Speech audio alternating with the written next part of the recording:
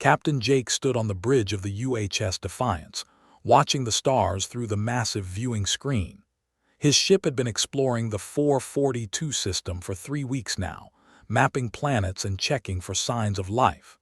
The crew of 200 men and women worked quietly at their stations, running scans and taking notes.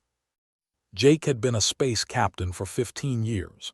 He had seen many strange things in the galaxy, but nothing had prepared him for what happened next. The space around his ship began to glow with a bright blue light. The light grew stronger and stronger until it hurt to look at. Then something huge appeared in front of them. It was not a ship like anything humans had ever built. It looked more like a floating mountain made of crystal and metal, covered in swirling energy. "Captain, our weapons are not working," called out Lieutenant Sam Davis from his station. "Our engines are dead too. Something is holding us in place." Jake felt his heart race. In 15 years of space travel, he had never seen anything disable his ship so easily. The Defiance was one of humanity's most advanced vessels, with the best shields and weapons they could build. A voice filled the bridge. It was deep and powerful, speaking directly into their minds rather than through their ears.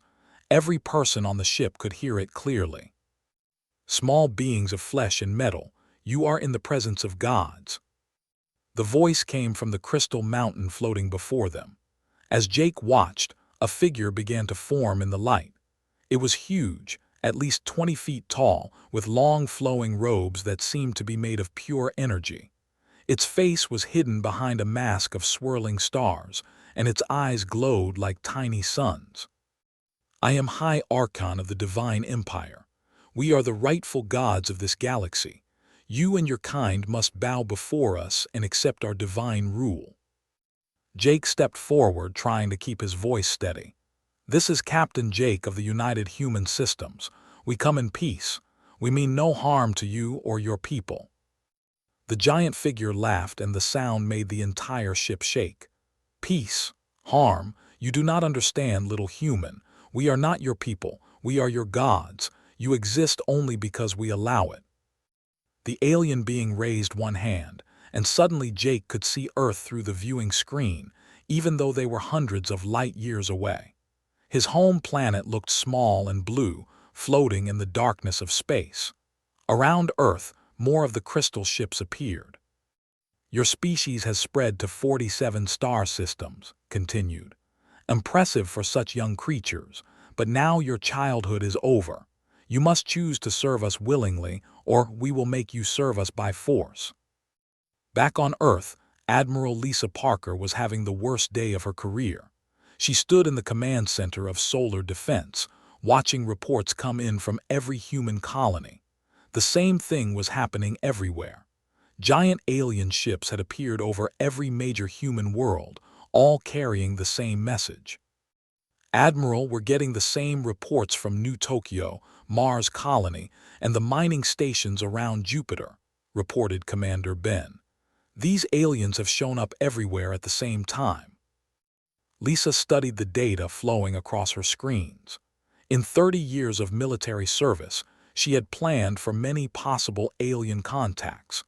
None of her plans had included beings who called themselves gods and demanded immediate surrender. "What do we know about their technology?" she asked. "Very little," replied Dr. Alex, the head of Earth's Xenobiology Department. He had been called to the command center as soon as the aliens appeared. "Their ships seem to phase in and out of our reality. Our sensors can barely detect them when they want to hide, and they disabled our most advanced warships without firing a single shot." Lisa nodded grimly. The UHS Defiance was not the only ship that had been caught helpless. Every human vessel that had encountered the aliens reported the same thing. Their weapons stopped working, their engines died, and they could only float in space while the aliens spoke to them. On the bridge of the Defiance, High Archon continued his speech. "You have 30 of your solar days to make your choice. Surrender completely to our divine will, and we will guide you to a higher form of existence. Continue to resist, and you will learn why we have ruled this galaxy for over 1 million years." Jake tried to think of something to say, some way to buy time or learn more about these beings. What do you want from us? What does surrender mean? Simple, little human. You will give us complete control of your worlds, your ships, and your people. We will decide who lives and who dies. We will choose how your species grows and changes. In return, we will protect you from other dangers in the galaxy and teach you truths beyond your current understanding. The alien's voice became softer, almost kind. Do not fear this change. Many species have joined our divine empire. They have found peace and purpose under our guidance. You too can know the joy of serving beings greater than yourselves. Doctor, monitoring the conversation from Earth, felt something cold settle in his stomach. The alien's words sounded reasonable, even generous. But there was something wrong with the way he spoke about other species. He talked about them like they were pets or tools, not thinking beings with their own rights. "Where are these other species now?" Jake asked. "Can we speak with them?" For just a moment, seemed surprised by the question. Then he laughed again. "They have moved beyond the need for such crude communication. They serve us in ways your primitive mind cannot yet understand." The giant figure began to fade. 30 days, humans. Think carefully about your choice. We have been patient with your species because you show promise, but our patience is not infinite. The crystal ship disappeared as suddenly as it had appeared. The Defiance's engines came back to life, and their weapons system started working again. But Jake knew it was only because the aliens allowed it. Across human space, the same scene played out on dozens of worlds. The aliens delivered their message and vanished, leaving humanity to face an impossible choice: surrender everything they had worked for, or fight beings who seemed to have godlike power.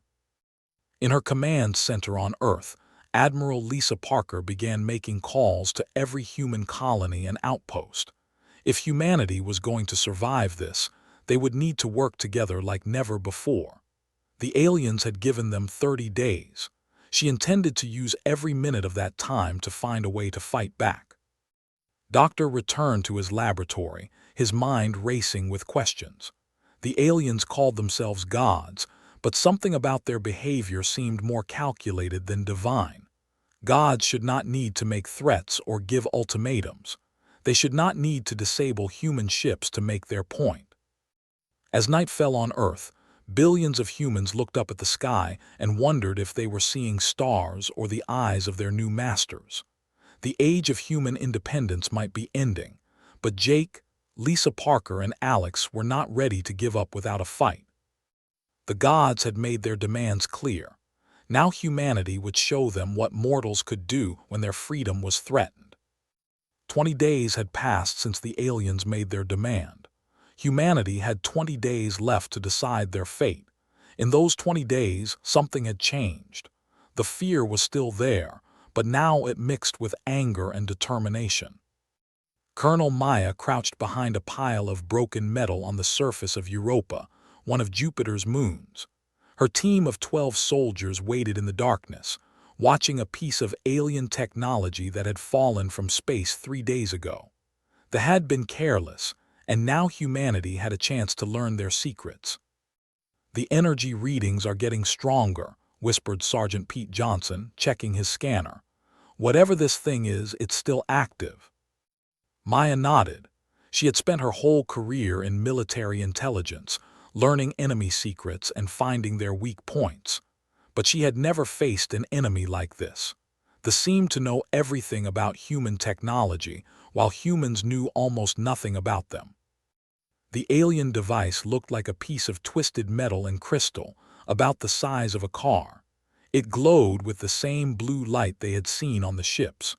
Maya's team had been studying it for hours, trying to understand how it worked. "Colonel, I'm picking up some kind of signal," reported Corporal Hayes, the team's communications expert. "It's very weak, but it looks like this thing is trying to talk to something." Maya felt her heart beat faster. If the device was sending signals, maybe they could learn what those signals said. "Can you decode it?" "I can try," said. She connected her equipment to the alien device, working carefully to avoid damaging it. The signal is unlike anything I've seen before. It's not radio waves or normal electromagnetic energy. It's something else. Back on Earth, Dr. Alex was having his own breakthrough. He had been studying every piece of information about looking for patterns and clues.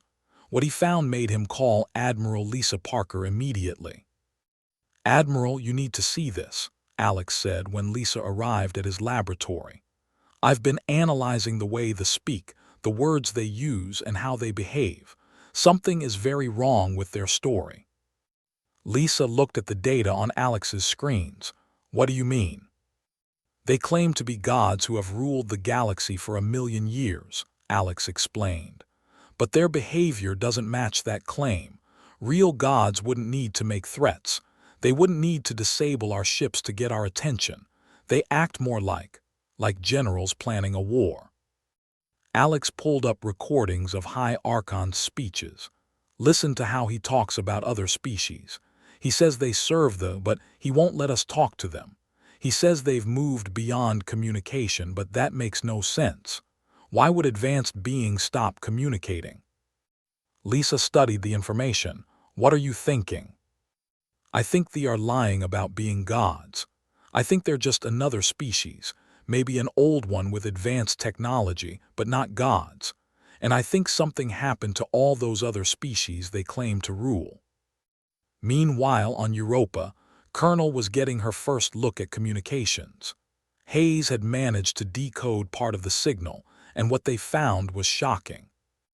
"Colonel, this isn't divine communication," said, her voice shaking. "This is a military report. The device is sending information about human defenses, troop movements, and weapon capabilities back to the fleet." Maya felt cold anger building inside her. "They're spying on us." "There's more," continued. "The signal contains references to something called harvest operations and genetic extraction protocols. I don't understand all of it, but it sounds like they're planning to do something terrible to us." The breakthrough came from an unexpected source. Engineer Sam Davis was working on the Defiance, trying to understand how they had disabled their ship so easily. He had been running tests on the ship systems for days, looking for any clue about the alien technology. "Captain, I think I found something," Sam called out as Jake entered the engineering section. "The aliens didn't just turn off our weapons and engines. They did something more complex." Jake looked at the data Sam was showing him. "What do you mean?" "Our systems didn't just stop working. They were frozen in time, like someone pressed a pause button on reality itself. But the effect wasn't perfect. There were tiny gaps, moments when our systems tried to restart themselves." Sam pulled up a detailed analysis of the ship's power systems. They can phase their ships in and out of normal space, right? Well, I think that ability requires massive amounts of energy, and during the transition, they become vulnerable. "Vulnerable how?" Jake asked. "For about 3 seconds during each phase shift, their ships become completely solid. No energy fields, no special defenses, just metal and crystal that can be damaged like any normal ship." This information reached Earth within hours. Admiral Parker called an emergency meeting with all the top human military commanders. The news spread quickly through the human colonies. The gods could be hurt. Doctor was working late in his lab when he made his most important discovery. He had been studying biological samples from the alien device on Europa, trying to understand physiology. What he found changed everything. "They're dying," he said to himself, staring at the data. The genetic material showed signs of severe degradation. Their DNA was breaking down, falling apart after millions of years of technological dependence. Alex called Admiral Parker immediately. "Lisa, they aren't just lying about being gods. They're desperate. Their species is dying out and they need something from us to survive." "What do they need?" Lisa asked. "Fresh genetic material. Young, healthy DNA to repair their own degraded genes. That's why they want to control us. They're not gods they're parasites looking for hosts. The truth began to spread through human space like wildfire. Secret messages passed between ships and colonies, carrying the news that they were mortal, vulnerable, and desperate. The fear that had gripped humanity for 20 days began to transform into something else. Captain broadcast a message to the fleet, knowing they would intercept it. "High Archon, we know what you really are. You're not gods. You're dying aliens who need us to survive, but we're not going to let you harvest us like cattle." The response came quickly. His voice filled the communication channels, angry and threatening. "You dare to question the divine? You will pay for your arrogance, humans. We offered you peace, but you choose war." "Then we choose war," Jake replied calmly. "Let's see how well gods bleed." Colonel and her team prepared to leave Europa with their stolen alien technology. Engineer Sam Davis worked with scientists across human space to build new weapons based on his discoveries. Doctor began developing countermeasures against genetic harvesting. Admiral Parker stood in her command center, looking at reports from every human world. The aliens had given humanity 30 days to surrender. Instead, humanity was preparing to fight.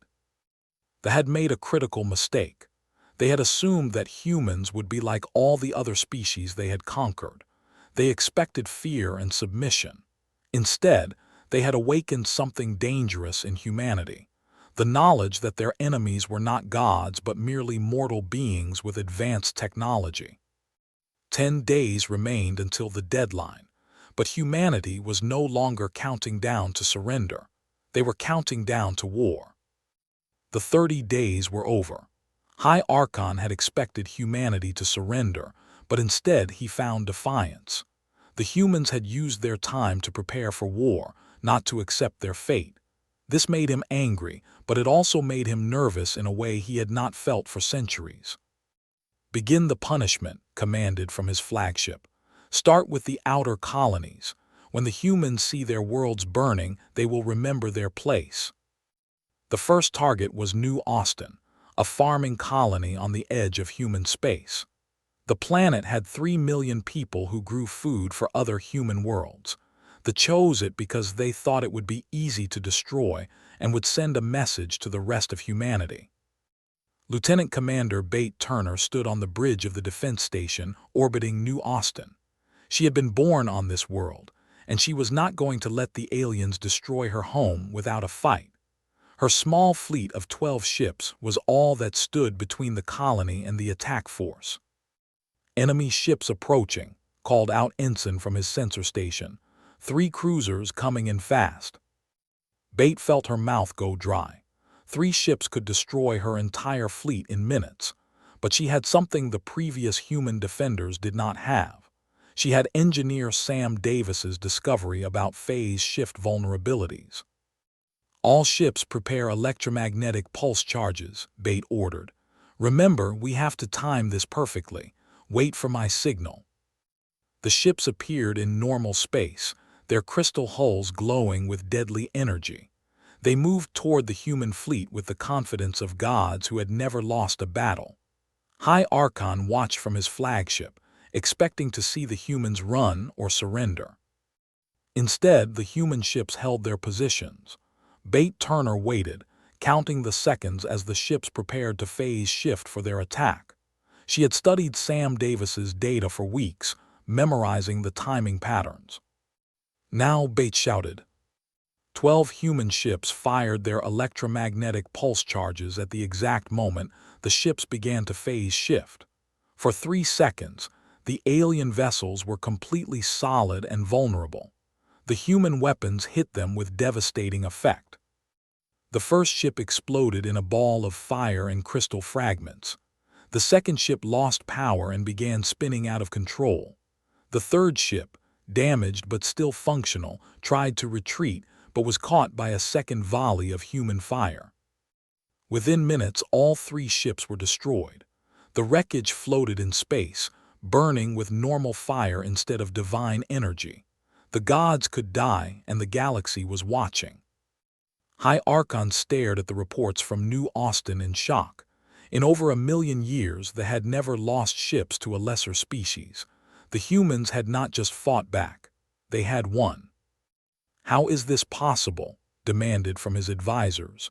"The humans have primitive technology. They should not be able to hurt us." "The humans have learned to exploit our phase shift cycle," reported Subarchon. "They time their attacks for the moment when our ships are vulnerable. We must change our tactics." But changing tactics was something they had not done in centuries. They had grown used to easy victories against terrified enemies. The humans were different. They studied their opponents, learned from their mistakes, and adapted quickly. News of the victory at New Austin spread through human space faster than light. Captain Jake received the report while his ship was patrolling near the system.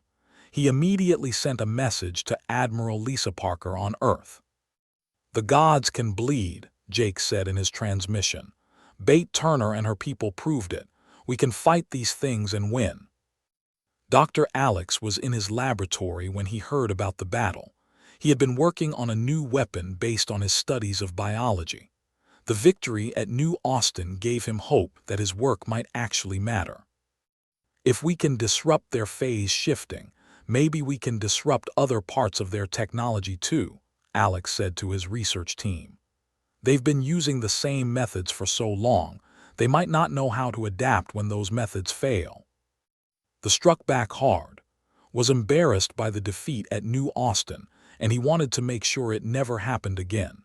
He gathered a massive fleet of 50 ships and attacked the mining colonies around the Vega system. But the humans were ready. Colonel Maya had used the information from the alien device on Europa to predict where they would strike next. Human ships were waiting in ambush, using the same tactics that had worked at New Austin.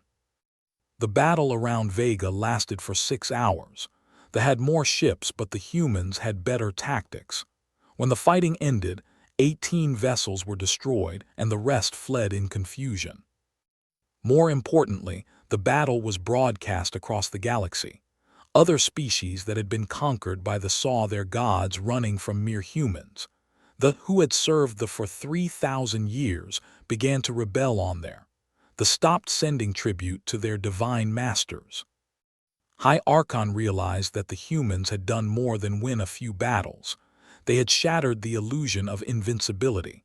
For the first time in his long life, felt something he had never experienced before: fear. "The humans are different from other species," he told his war council. "They do not break when faced with superior force. They learn, they adapt, they fight back. We must destroy them completely before they teach other species to do the same." But it was already too late. Captain's words were being repeated across the galaxy. "They are not gods. They are parasites wearing the mask of divinity." Doctor made another breakthrough in his research. The genetic material he had been studying showed signs of rapid breakdown when exposed to certain types of energy. If he could build a weapon that produced that specific energy, it might be able to hurt them even when they were phase shifted. "I call it the Genesis cannon," Alex explained to Admiral Parker. "It fires concentrated quantum interference designed to disrupt biology at the cellular level. If my calculations are correct, it should be able to damage them no matter what state they're in." Lisa Parker looked at the weapon plans. "How long will it take to build?" 2 weeks if we use the manufacturing facilities on Mars," Alex replied. "But we'll only get one shot. The weapon requires so much power that it will probably destroy itself after firing."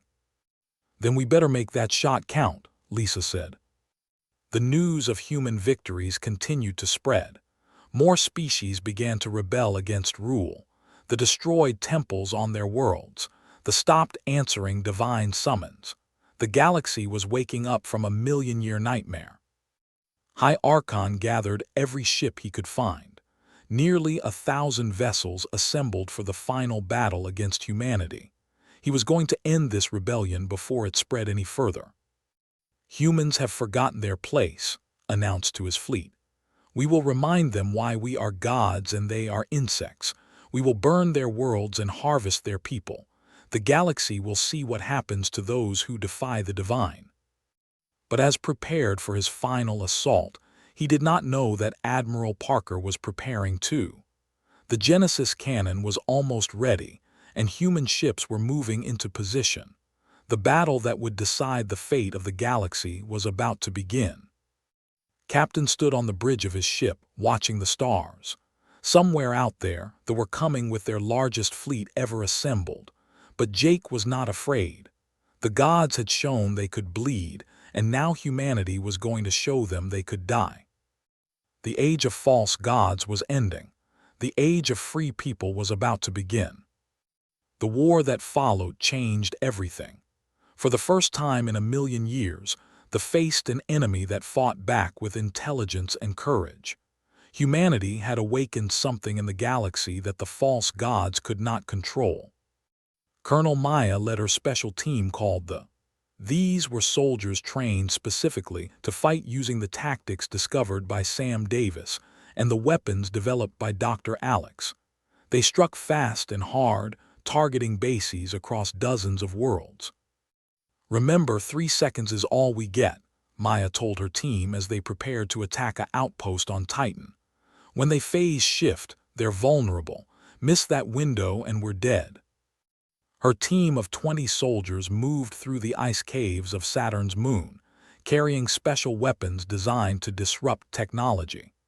The outpost ahead was important because it controlled communications for this entire star system. "Target in sight," whispered Sergeant Pete Johnson. The station looked like a twisted spire of crystal and metal, glowing with blue energy. 2 guards floated outside, their bodies wreathed in the same energy fields that made them seem like gods. "Wait for it," Maya said, watching her scanner. The guards were about to phase shift to a different position. Now. They fired their phase disruption weapons at the exact moment the guards became solid. The aliens screamed as the energy tore through their bodies. For the first time, they felt real pain and fear. The attack on the communications station was a complete success. Within an hour, Maya's team had destroyed the entire facility and captured valuable technology. But more importantly, they had proven that the gods could be hurt by mortal weapons.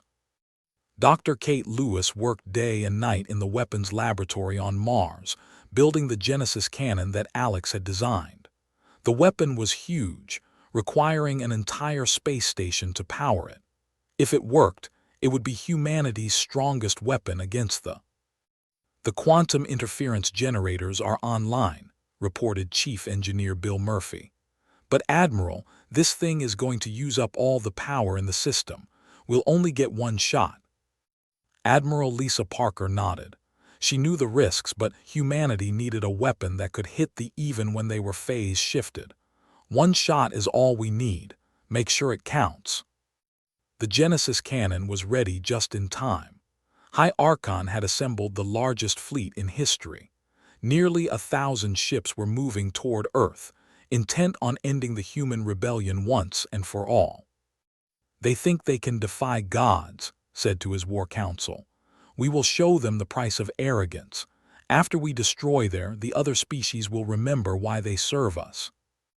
But was making the same mistake they had always made. He thought like a god, expecting his enemies to cower before his power. He did not think like a general, planning for an enemy that could fight back. Admiral Parker had spent weeks preparing for this battle. She knew she could not match the fleet in numbers, but she did not need to. She only needed to create the right opportunity for the Genesis cannon to fire. The Battle of Titan's Edge began when the fleet entered the outer solar system. Human ships met them in the asteroid belt, using the rocks for cover as they launched hit-and-run attacks. Captain Jake commanded the human battle group, using everything he had learned about fighting. His ships darted between asteroids, firing phase disruption weapons whenever the enemy ships became vulnerable. "They're adapting faster than we expected," Jake reported to Admiral Parker. "They're not phase shifting as often, and they're keeping their distance." "That's what we want," Lisa replied from her command center. "Keep them busy, make them angry, get them to make mistakes." For 6 hours, the battle raged through the asteroid belt. Human ships were destroyed one by one, but they took vessels with them. More importantly, they were drawing the enemy fleet into the perfect position. High Archon grew frustrated as the battle continued. The humans were fighting like insects, stinging and running, never standing still long enough for a decisive blow. He wanted to end this quickly and move on to destroying Earth. "All ships advance on the human," commanded. "Ignore the small attacks. We will burn their planet and end this rebellion." The fleet moved past the asteroid belt, heading directly for Earth. This was exactly what Admiral Parker had been waiting for. The enemy ships were now grouped together in a tight formation, moving predictably toward their target. "Genesis cannon, you are cleared to fire," Lisa ordered. Dr. Kate Lewis activated the weapon from the hidden station in the asteroid belt. The Genesis cannon drew power from fusion reactors across the solar system, creating a beam of pure quantum interference energy. The beam struck the center of the formation with devastating effect. It did not just destroy ships. It tore through the energy fields that protected them, revealing them as they truly were. As the quantum interference spread through the fleet, the ships lost their godlike appearance. Their crystal hulls became ordinary metal. Their energy weapons stopped working. Most shocking of all, they themselves became visible. They were not the towering figures of light they had appeared to be. They were withered, ancient creatures, kept alive by technology they no longer fully understood. Their bodies were failing, their minds clouded by centuries of depending on machines for everything. High Archon felt his own energy field collapse. For the first time in thousands of years, he experienced physical sensation without technological enhancement. His body was weak, his limbs shaking with age and genetic decay. "Impossible," he whispered, but his voice was no longer the booming sound of a god. It was the weak cry of a dying alien. The human fleet pressed their attack. Captain led the charge, his ships firing everything they had at the disabled vessels. Ship after ship exploded, their crews exposed to the vacuum of space without their protective fields. But the most important effect was not on the battlefield. The entire galaxy was watching this battle through intercepted communications. They saw their gods revealed as mortal, fragile beings who could be hurt and killed by ordinary weapons. On worlds across the galaxy, rebellions erupted. The destroyed temples and declared their independence. The refused to send any more tribute. They began building weapons to fight their former masters. High Archon tried to retreat, but his ship was too damaged. The Genesis cannon had destroyed most of his life support systems. He was dying, and he knew it. "How can this be?" he asked himself. "We are gods, we have ruled for 1,000,000 years. How can mortals defeat us?" Captain's voice came over the communication channel, answering the question that had not meant to broadcast.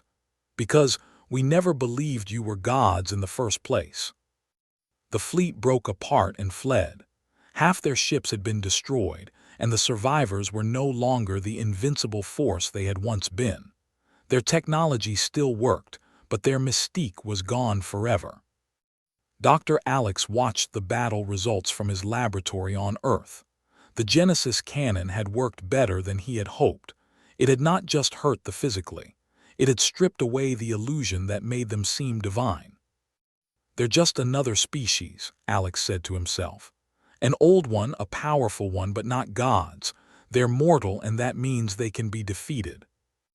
The war was far from over. They still had ships and weapons, and they would try to rebuild their empire. But something fundamental had changed. The galaxy had seen that gods could bleed, could fear, and could run away from mortal enemies. Other species began to contact humanity, asking for help in their own rebellions. The age of rule was ending, and a new age was beginning. An age where no species would bow to false gods ever again. High Archon limped back to his home system with the survivors of his fleet. For the first time in his long life, he felt something that gods were not supposed to feel: the fear of death. The final battle would take place in the home system, a place the false gods called their divine realm. Admiral Jake, promoted after his victories, led a fleet unlike any the galaxy had ever seen. Ships from dozens of species flew together, united by their hatred of rule. They brought their crystal fighters. They provided stealth ships that could hide from sensors. They offered heavy cruisers with powerful weapons. But at the center of the fleet were human vessels, carrying the weapons and tactics that had first shown the galaxy how to fight gods. "All ships, this is Admiral," Jake announced over the fleet communications. "Today we end 1,000,000 years of lies. Today we show the galaxy that no one has the right to call themselves gods over thinking beings." Dr. Alex stood on the bridge of the flagship, now serving as Chief Science Officer for the Coalition fleet. His studies had revealed the final truth about their entire civilization was built around a massive life support system that kept their dying race alive by stealing life force from other species. "The construct ahead is not just their capital," Alex explained to the fleet commanders. "It's a giant machine that processes the life energy of every species they've conquered. If we can shut it down, we can free millions of beings and end their power forever." The construct was enormous, larger than most planets. It looked like a twisted combination of technology and living tissue, pulsing with stolen life energy. Thousands of ships surrounded it, the last remnants of the fleet. High Archon waited inside the construct, no longer the godlike figure he had once appeared to be. The Genesis cannon had stripped away his energy fields permanently, revealing him as he truly was: an ancient, withered creature desperate to survive at any cost. "This is our sacred realm," told his remaining followers. "Here, we will make our final stand. If we cannot rule as gods, then we will die as gods." But even no longer believed his own words. The other around him looked just as weak and desperate as he felt. Their million-year empire was crumbling, and they knew it. The battle began with the Coalition fleet attacking the outer defenses. Ships fought with the fury of cornered animals, using every weapon they had. But their tactics were old and predictable. The humans had taught their allies how to exploit weaknesses, and the lesson had spread throughout the fleet. Colonel Maya led a boarding party toward the construct's core.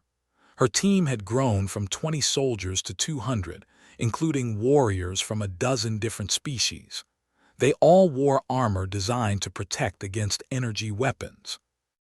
"Remember, our goal is to reach the life support system," Maya told her team as their ships approached the construct. "Dr. Lewis has given us charges that will shut it down without killing the beings trapped inside. We save everyone we can." Dr. Kate Lewis had spent months designing the shutdown charges. Her new weapon was the opposite of the Genesis cannon.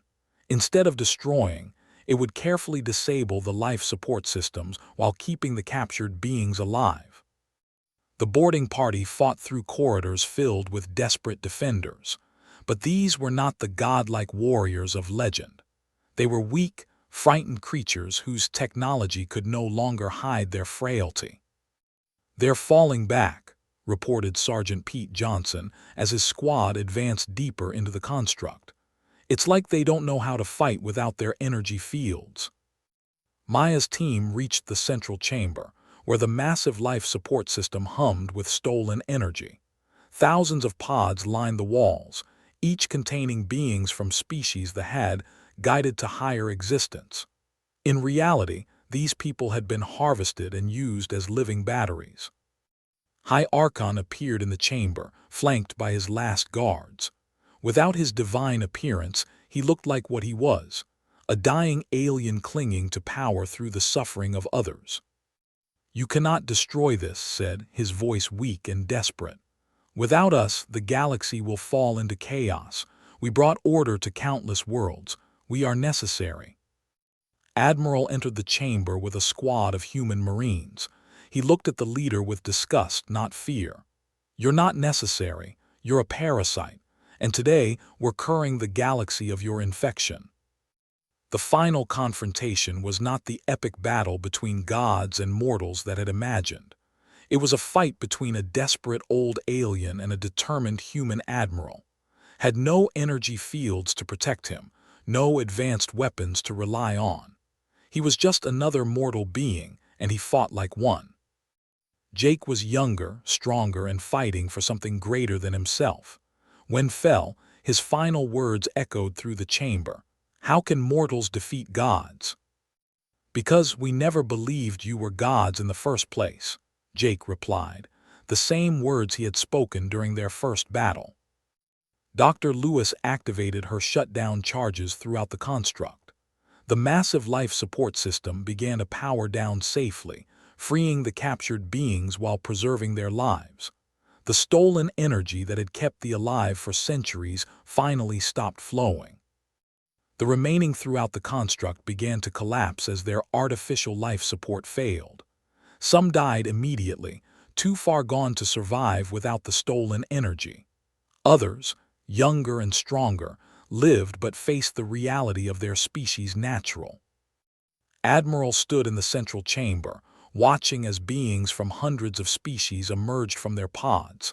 Many had been imprisoned for centuries, kept alive but unaware. They looked around in confusion, then wonder as they realized they were free. The news of victory spread across the galaxy faster than light. On every world where had ruled, their remaining forces surrendered or fled. The divine empire that had lasted 1,000,000 years crumbled in a matter of days. In the aftermath, the freed species formed the Galactic Liberation Alliance. They chose humans to lead not because they were the strongest, but because they had been the first to see through the lies and fight back. Dr. Alex established research centers to help species that had been damaged by centuries of rule. Many had forgotten how to think for themselves after generations of divine guidance. Learning to be free would take time. The surviving faced a choice. Some chose to die rather than live as ordinary mortals. Others asked for help, admitting they no longer knew how to survive without stealing from other species. In a decision that surprised many, the Alliance chose to help them. Doctor worked with scientists to find ways for their species to survive naturally, without parasitizing others.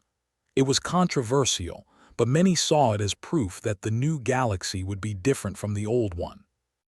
Admiral became the first Supreme Commander of the Alliance Defense Force. His job was to make sure that no species would ever again claim divine authority over others. The galaxy had learned that power without consent was tyranny, no matter how advanced the tyrant might be. Years later, when new species made contact with the Alliance, they often arrived in fear, thinking the powerful human ships belonged to new gods. The human response was always the same. "We are not gods. We are explorers, protectors, and friends. Let us show you what freedom looks like." The age of false gods was over. The age of free peoples had begun. And at the center of it all was a simple truth that humanity had taught the galaxy. No one has the right to rule over others simply because they claim to be divine. The gods had claimed they could not bleed. Humanity had proven them wrong. More importantly, humanity had shown the galaxy that mortals who fought for freedom were stronger than any false god who ruled through fear. They had ruled for 1,000,000 years, but their empire fell in less than 6 months. Not because humanity had better weapons or stronger ships, but because humans refused to believe that anyone could be above challenge, no matter how powerful they claimed to be. In the end, that was humanity's greatest gift to the galaxy. The knowledge that freedom was worth fighting for, and that no one was too powerful to be held accountable for their actions.